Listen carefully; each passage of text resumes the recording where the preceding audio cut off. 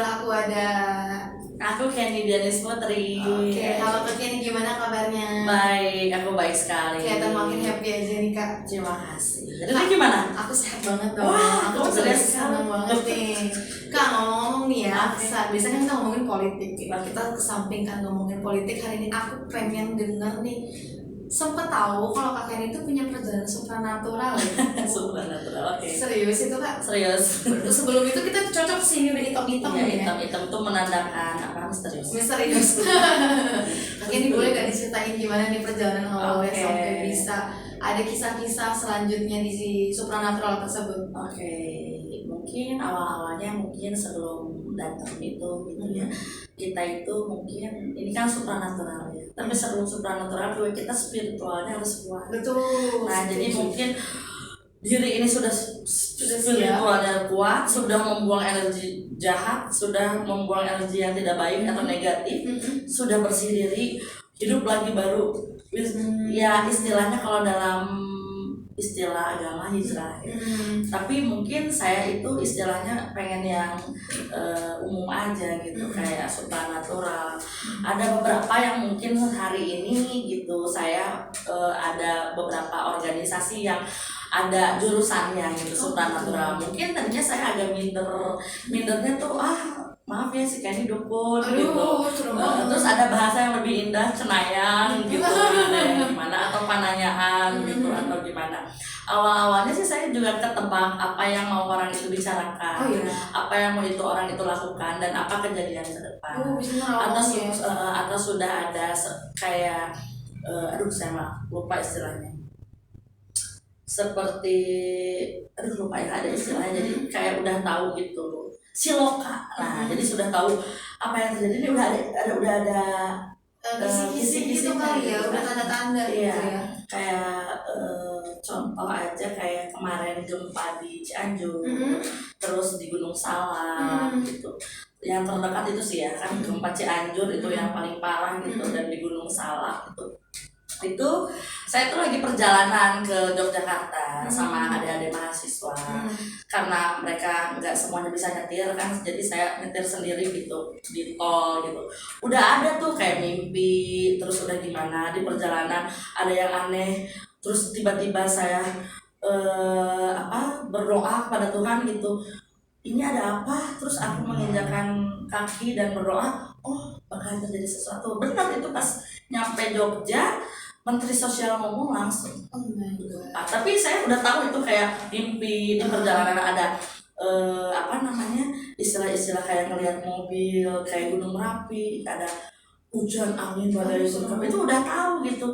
Kayak dari mimpi itu udah tahu, benar di Cianjur seperti itu. Kayak gitu. Terus kayak contoh kemarin saya mau ada ke Gunung Salak gitu. Saya maksain diri udah dari Semarang, Jakarta, bolak-balik Bandung, keliling Jawa Barat, tapi saya tetap harus ke Bogor. Tapi jadi ini belum boleh gitu. Ini kamu nggak boleh ke Bogor, datang lagi dari mimpi atau dari ilham atau orang tua, nggak boleh. Benar sih kejadian di Gunung Salak kan nggak bisa didatangin dulu. Ya kayak gitulah, kayak gitu-gitu. Terus kayak tsunami dulu 2024. Oh ya kan, berarti udah lama banget ya. Waktu itu saya kecil kan, waktu itu lagi liburan sekolah Desember kan, 24 Desember kalau lagi liburan sekolah saya. Harusnya posisi saya di Ciamis liburannya memang Pangandaran. Hanya waktu saya di Jakarta, ini kayaknya jangan dipulangin dulu, bahaya. Kenapa? Tapi keluarga tuh nggak pernah ngomong, nih si Kenny tuh hati-hati bahaya atau gimana, enggak dibelokin dulu. Ternyata benar, ajakan main yang dia enak-enak dulu, itu jangan lihat TV atau gimana. Kalau dia benar, bukan di Pangandaran, maaf, di Aceh ya. Di Aceh kecil seperti itu. Terus kayak orang mau meninggal. Kalau orang mau meninggal saya tahu gitu. Terus kadang kalau misalnya saya mau tolong ke orang tua gitu, tolong jagain orang itu mau meninggal. Minimal mama kasih tahu anaknya, beresin hartanya atau bagaimana, itu mau meninggal. Awal-awal sih ditangis. Bohong, gimana dia satu percaya musrik gitu. Tapi kan benar, saya kan ya udah gitu kan orang meninggal. Terus kayak udah beberapa kali orang meninggal kayak gitu. Oh berarti dari perjalanan kayak gitu-gitu akhirnya mempercayai diri sendiri, oh ya aku punya kemampuan Iya, yang orang lain kemampuan. nggak punya nih, mungkin Iya. kasar bahasa istilahnya tuh punya indera keenam gitu Ya, indigo lah bahasa gampang. Indigo bahasa gaulnya gitu ya. Terus kayak kalau kayak mau ini loh, kayak mau ada yang meninggal ini itu kayak mati kayak nggak nafas gitu. Dari sehari-hari aja karena ada penyakitnya saya. Dari sehari-hari aja nafas saya udah nggak benar gitu, nggak bisa lelah. Tapi kalau misalnya lagi gitu berhenti nafas bisa berapa menit gitu, tapi bisa hidup lagi gitu. Kayak dia percaya nggak percaya gitu ya kan, karena saya juga baca buku-buku Soekarno gitu ya, atau buku sejarah atau filsafat ya. Beberapa ada yang aturan Tuhan, aturan langit, bumi, tanah, bumi, pohon gitu, ya alam gitu. Sendiri ya saya bisa lihat kedatangan Pak Soekarno. Oh gitu. Tiba-tiba lagi di Gunung Semeru gitu, melihat ada Soekarno. Tiba-tiba dia datang. Pernah lagi kecapean banget, orang tua nyari, anak angkat saya nyari, handphone tuh bunyi hampir 100 call. Saya meninggal itu. Tapi ada orang di sebelah saya supranatural juga, biar nggak dianggap gila. Oh tahu itu ada Bung Karno datang. Ini udah hampir 4 kali saya ketemu, bisa berkomunikasi sama Bung Karno. Oh my god. Tapi itu percaya nggak percaya ya? Iya percaya nggak percaya bener. Ini yang saya rasakan gitu. Saya belokin aja gitu. Oh kayak ini gila dukun. Gitulah ada ilmunya, ada obat-obatan. Enggak lah. Ya halu lah kan bahasa anak muda sekarang, halusinasi. Terus akhirnya saya bertanya pada diri sendiri, terus ngobrol sama orang tua, ibu lah ya. Di sini kan yang bisa menerima kita ibu. Walaupun yang membesarkan saya ibu angkat saya gitu, tapi saya tetap hormat sama ibu kandung gitu. Yang terjadi pada diri saya seperti ini gitu, gitu. Tolong doain saya gitu. Tolong doain saya tuh nggak bisa tidur. Oh iya, pasti digangguin terus-terusan. Jadi awal mulanya 10 tahun 15 tahun yang lalu lah, ketika saya lulus SMA. Saya hijrah juga tuh kan di agama. Kalau tidur itu saya tuh harus nungguin ibu tidur, ibu angkat tidur. Jadi saya tuh takut gini, dia takut mati gitu. Jadi saya harus menemani dia gitu. Terus lama-lama lampu nyala, itu aku membaca buku agama atau buku tentang kehidupan. Ada gitu kayak di tangga rumah, ada kayak gitu bisa. Jadi saya tuh bisa merasakan, tapi saya tuh nggak mau melihat dan itu ditutup gitu. Sengaja saya cari orang yang bisa lebih ilmunya dari saya atau gimana, bisa nggak saya nggak bisa dilihat, mungkin kali-kali aja kalau melihat. Tapi kalau saya disuruh di mana aja itu makhluk, di mana aja itu saya tahu letaknya di sini ada kayak gini di kamar mandi gitu kan, di dekat lemari gitu ada, nggak tahu, tapi ya udah biasa aja lah gitu. Nah dia nemenin gitu atau gimana, saya kan nggak mau ajak ngobrol ya. Terus lama-lama kalau nggak ada suka naik taksi. Nah dulu kan nggak ada taksi online, jadi kita harus nelfon taksi biasa. Nah si taksinya kan pasti udah nungguin depan rumah. Bu atau teh itu teh siapa, anaknya adanya kok nggak diajak ikut masuk naik? Itu bisa jam 11 malam, jam 12 malam gitu kalau kayak ngumpul malam mingguan gitu kan. Terus ngumpul sama teman-teman gitu ya, mau pergi gitu. Enggak, itu bukan, gak ada orang di rumah. Kan anak kecil itu dari tadi ikutin, kenapa nggak disuruh ikut, kasihan di rumah sendiri. Gila, itu bukan kayak jembatan rumah gitu ya. Di jembatan rumah pernah waktu itu kita lagi hamil, saya lagi hamil, tiba-tiba dia tuh gini loh, ngelihat stop, tapi saya udah tahu tutup mata gitu, karena lagi dia hamil mungkin jangan ngelihat itu, kamu jangan lihat gitu.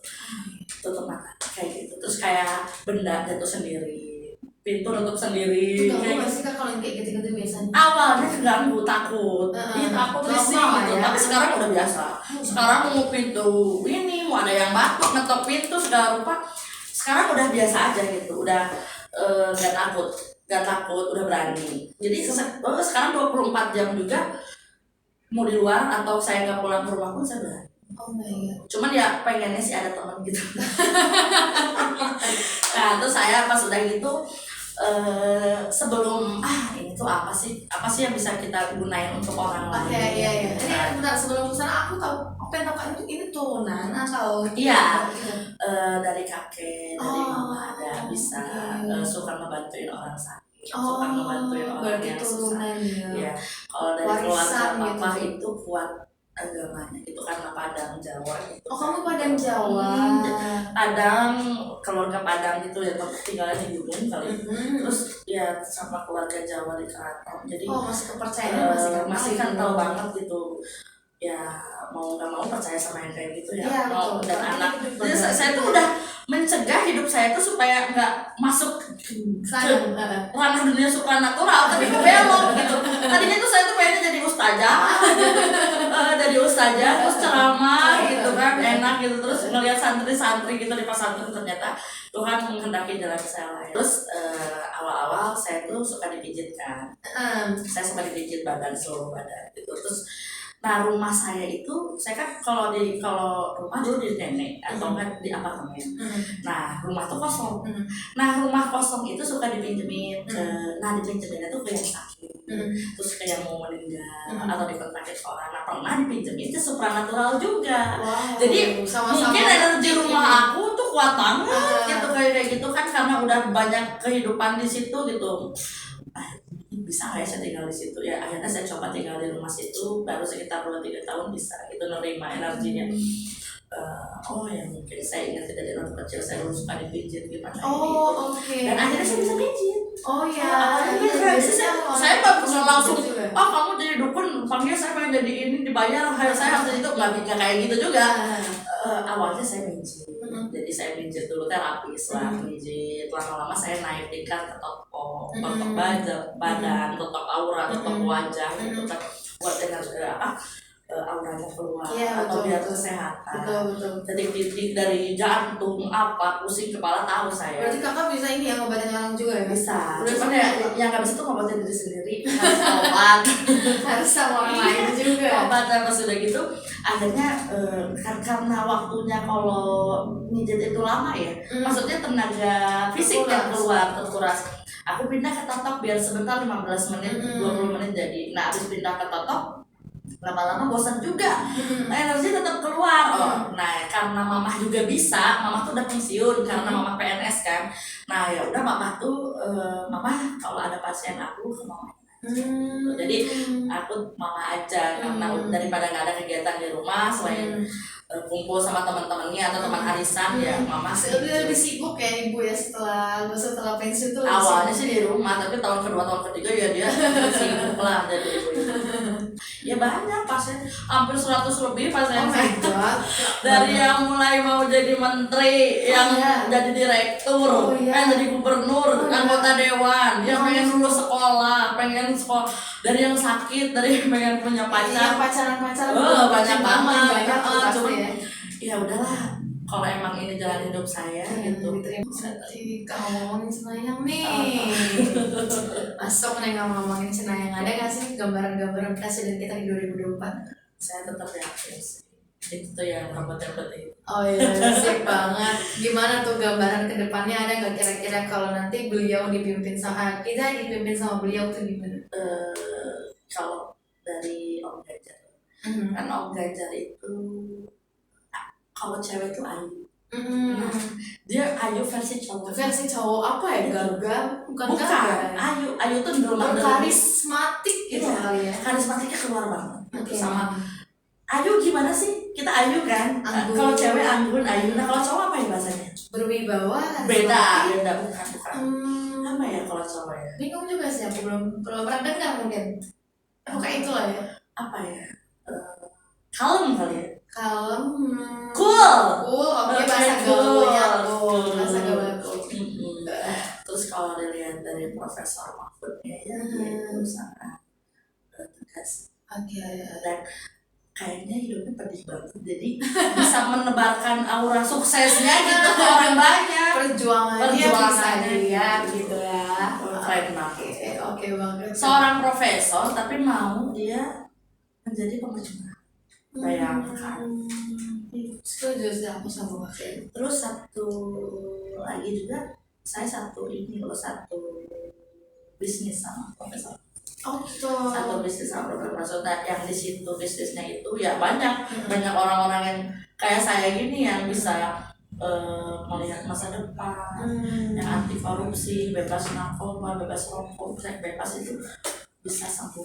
Oh my god, Kak Kenny berarti sebelumnya kamu juga sempat nanganin pemimpin-pemimpin di Bandung ini nggak sih yang udah kamu senayangin bapak nanti Anak kamu muda, bagian di kalau Bandung? anak muda banyak lah. Oh ya anak muda bisa nih kayak yang hubungan-hubungan paling gitu ya. Kalau misalnya yang ini ya adalah yang senior saya gitu, senior saya belajar di dunia luar ini gitu selain keluarga, terus dari mulut ke mulut, terutama dari teman dekat, keluarga, saya kasih tahu gitu kan.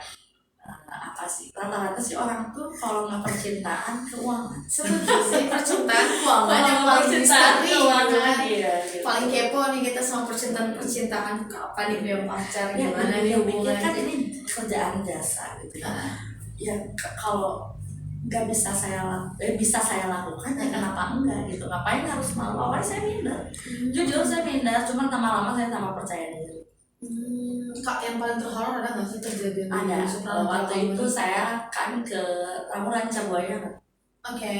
yang lautnya bersatu sama Australia itu, Oke. Garut Selatan. Nah, Oke. hari itu saya tuh pertama kali naik motor. Hmm. Saya tuh nggak pernah naik motor jauh. Saya minta izin ke orang tua lagi kuliah dulu, tolong dong ini apa namanya saya mau naik motor. Dari perjalanan aja udah berapa kali titik-titik kayak ban kempes ini gitu ya, Udah banyak tanda-tanda gitu ya. itu digangguin terus. Saya pas udah gitu saya lagi KKN kan, kuliah kerja nyata, lagi kuliah kerja nyata. Nah orang-orang dapetnya di kota tuh, di kecamatan di bawah-bawah. Pas saya kebagian di desa Cimahi kan, desa Cimahi apa pokoknya ke gunung lah kan, Pedalaman gitu ya. padahal rumah kepala desanya beda 2 rumah 3 rumah lah. Oke. Gue ketok gak bisa lah. Oh my god. Terus tiba-tiba lampunya subuh-subuh mati semua, Oh my god. langsung kemasukan. Nah yang kemasukan itu yang saya bonceng. Oke. Saya bonceng. Terus di perjalanan dia foto-foto buaya-buaya itu. Saya udah bilang jangan. Dia maksa. Udah ada hilangkan itu mahasiswa beberapa meninggal yang kampus lain. Terus kita berhenti di ini di warung. Langsung hujan berulang-ulang. Nah karena ada pohon sukun gitu sama pohon buah apa gitu, di perjalanan hujan itu semua tumbang. Oh my god. Terus dia berarti dia terlalu dalam mendalami ranca buaya itu gitu kan, foto buaya ini gitu. Nah pas saya duduk di warung, saya makan, dia nggak mau. Dia malah cerita sama penjaga warung. Saya ke belakang kan, pipis buang air kecil kan. Pas buang air kembali dia tuh masih cerita-cerita. Jadi dia tuh masih penasaran kenapa dibawa ini gini. Jadi si ibunya pada udah ngomong, Neng hati-hati di sini sepanjang jalan warungnya ada ilmu hitam dan ilmu putih untuk bertahan hidup. Dia bertanya terus. Nah saya makan udah kuat ya, maksudnya istilahnya kalau emang saya kemasukan juga saya bisa keluarin lagi di diri saya gitu. Kalau orang kan belum tentu gitu.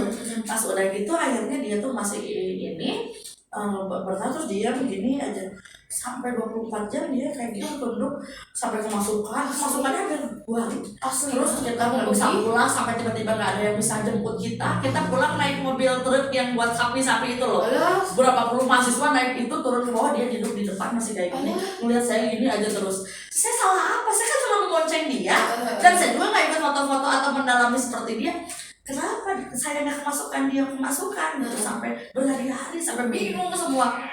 Pas udah gitu akhirnya mati lampu kan berapa hari, abis mati lampu berhenti paginya tuh masih kemasukan lagi. Maunya apa? Jadi pengen orang ya di Ranca Buaya itu di lautnya pengen mahasiswa yang saya bonceng itu ikut ke alam senang. Pas udah gitu udah mendengar yang meninggal ini begini, kita nggak bisa pulang, mati lampu segala rupa semua menyalahkan saya. Akhirnya saya ngomong sama rektor sama pimpinan perguruan tinggi, ini kejadian sebenarnya seperti itu. Terus tiba-tiba mereka nanya, Kenny kamu mau jadi apa? Kamu udah jadi DPR ya, karena kamu senang baca, apalagi kamu mau top undang-undang. Enggak Pak, saya belum tentu jadi seperti itu gitu kan. Cuman saya akan mewujudkan cita-cita sekolah yang saya mau. Jadi daripada kayak gini kan orang lain menganggap kamu seperti apa. Jadi yang nggak saya kita ya. tambah kuat kan dari situ. Pas udah gitu ceritalah pulang, kejadian pulang pun tahu nggak, mobil yang kan udah dari truk yang jadi ikut mobil orang, mobil yang saya tumpangi bannya pecah. berhenti terus nggak ada air kayak gitu wah sampai kita berhenti itu setelah gunung gelap ada kios di situ baru pulang. Setelah saya membagikan uang yang saya kumpulkan untuk kehidupan di sana beberapa hari kan di situ dari situ saya di kampus diliatin kan gimana gitu istilahnya kayak gitu. Tapi selamat kan teman aku dari situ masih nggak tahu, cuman pas udah kalau setiap ketemu di kampus kayak risih kayak yang takut gitu biasanya. Wow. Cuman saya kan nggak ada apa-apa kan, lihat kita kan ke bawah turun ke bawah naik motor turun ke bawah gitu kan, nggak tahu hujan dan segala rupa. Terus ada lagi kayak gini pas waktu di rumah udah sering di rumah di daerah Margahayu gitu. Di rumah itu baru dibangun tuh rumah, jadi kan beda suasana. Itu tuh ngetok pintu terus dibuka ada orang lagi tidur, kita ada suara kayak gitu barang jatuh itu udah biasa. Tapi ada yang jahat nggak sih? Kamu bisa ngerasa energi jahat atau energi pernah waktu pulang dari Semarang. Di perjalanan Semarang. Nah aku tuh sama itu pertama kali aku naik bis ke Semarang. Aku udah bilang ke teman-teman aku senior tolonglah ini saya pertama kali naik bis, nanti kalau ada kejadian apa dan gimana jangan kaget. Udahlah kita pergi di sana, mungkin kita yang namanya di sana sepuh kumpul gitu ya, ngomongin Maranisme juga gitu. Pas pulangnya jadi saya tuh di bis itu ngeliat kanan kiri kuburan. Terus saya lihat ke atas gini, ngeliat lampu aja. Ya Allah gitu kan. Kenapa ini kanan kiri kuburan? Saya lihat di belakang orang, kok jadi orang muakat ke saya semua gitu. Teman-teman saya di depan. Pas lagi saya gini, tiba-tiba lampu mati sendiri. Ngeri banget sih. Kayak gitu. Aduh, terus gimana tuh? Mati sendiri dan dinyalain nggak bisa. Terus tiba-tiba nyalain. Ngeri banget. Kebayang itu di bis lampunya lagi nyala, tiba-tiba lampu saya mati sendiri.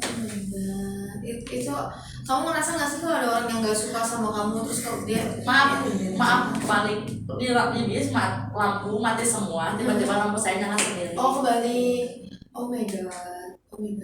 Kamu sendiri lagi kan itu ya? Jadi duduk di sebelah nggak ada. Merinding gitu. Itu yang terparah saya berarti apa ya sama awal yang paling banget itu tuh 1 Januari 2016. 1 Januari pas ibu angkat saya meninggal. Nah itu yang pertama kali saya tambah percaya kalau dunia luar itu ada. Nah pas ibu saya meninggal itu yang saya bisa komunikasi langsung sama orang itu. Loh, bener tak? Ngeri banget. Di situ saya tahu isi hati ibu saya. Ya ampun. Tapi aman kan? Maksudnya nggak sampai ada yang kalau yang biasa di hati film kan biasanya kayak gitu tuh bisa minta tumbang. Enggak, dia itu berhenti. Nah pas waktu kan saya tidur di sana. Pas udah gitu besoknya pas kuburan saya lihat di kuburan itu masih ada suara ibu saya. Di situ dia minta tolong kalau bisa dihidupkan kembali hidupkan tahun. Oh my god. Itu baru satu, banyak lagi cerita-cerita lain lah kayak yang meninggal yang saya urus kan banyak yang meninggal kayak hujan benar gelap di rumah jatuh kayak tiba-tiba saya ketiduran pas bangun ada orangnya kayak gitu sering lah. Ngeri banget itu kebayang sih hidup gak tenang tuh setiap hari gimana itu ya. Hidup gak tenang loh pasti kayak gitu setiap hari. Itu bisa tidurnya setelah azan setelah azan oh iya setiap hari. Nah kecuali kalau saya udah capek banget dimanapun saya bisa tidur di kursi, di mobil, di ruang tamu, udah nggak mikir. Tapi kalau ngomongin perjalanan supernatural aku juga boleh cerita nggak sih? Aku pernah punya perjalanan supernatural berarti ya. Jadi waktu itu aku masih kecil, rumah nenekku tuh emang di Jakarta, sampingnya kuburan. Nah kalau yang aku tahu karena aku juga Jawa, nenekku tuh masih bisa kayak kamu gitu, bisa mikirin orang, bisa nangkep orang, bisa ngobatin orang.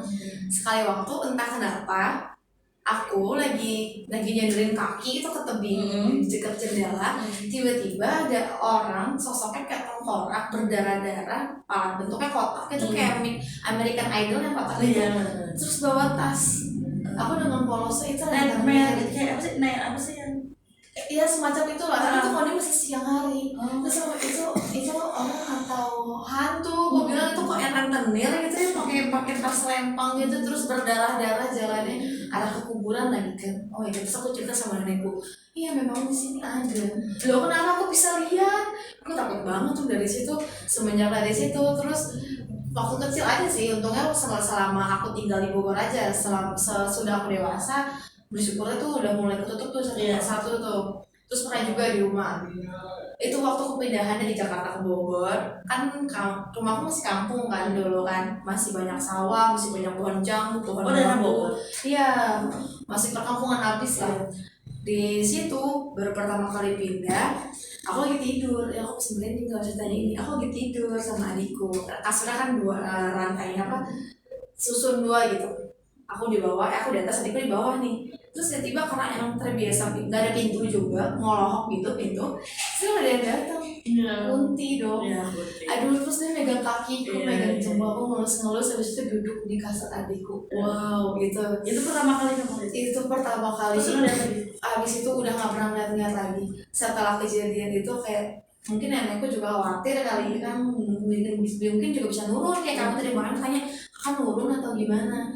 Mungkin aku juga pernah diturunkan itu, terus mungkin karena kasihan, mungkin ya anak belum sanggup nih, ya belum cocok waktunya nih, ini tutup ya ditutup. Itu akhirnya setelah bertahun-tahun kayaknya ada kali semenjak aku SMA, udah terakhir masih pernah ternyata masih ingat, tapi pindah rumah.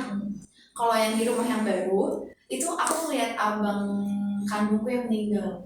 Jadi kerjaan aku merinding. Kerjaan dia tuh setiap pagi sama aku dulu mantauin aku. Mungkin aku tanya, aku setelah itu tanya sama mamaku, aku suka ngeliat ada sosok cowok loh di bangku meja makan. Karena mungkin rumahku kan juga ngeluh kayak banyak cucian, berantakan, bla bla lembab gitu.